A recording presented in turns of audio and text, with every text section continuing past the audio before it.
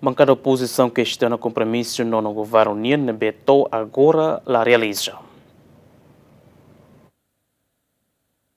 E a plenária Parlamento Nacional terça-ne, bancada oposição PLP no Fretilin, questiona o compromisso no governo para desenvolvimento na capacidade para execução orçamento geral do Estado. Bancada PLP considera governo cidadão que realiza programa CIRA, no cidadão que resolve problema CIRA nessa falta em moruk no CIRA Celo. No bancada Fretilin considera membro governo CIRA lei a capacidade para execução orçamento geral do Estado. Primeiro-ministro no governo constitucional, Kaira Lachanana Guzmão, e em discurso, destaca ponto importante lubuquida e a cerimônia tomada de posse para membro governo CIRA, que se resolve problemas fundamentais CIRA e reloram a tus ida ruanulo nialaram.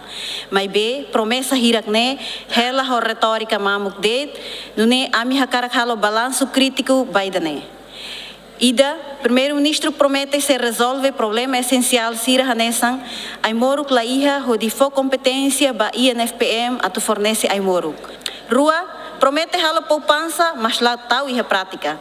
Salários e vencimentos iha hoje 2023 retificativo aumenta 10%, rodia hala osan total 490,1 milhões, mas executa de 447 milhões. Hat promete a tu hatum folin fos e haloron tolo ni larandet, mas falha totinan rua ona fos folin continua as e mercado. E tabela harefila fali husi número sira. E 2022 a execução OGE atinge 83%. Mas em 2023 taxa de execução tum fala 76%.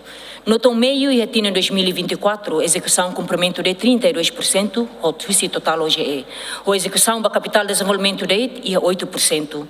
Na fato continua o OGE 2025 to fulan junho execução atinge 32,5%.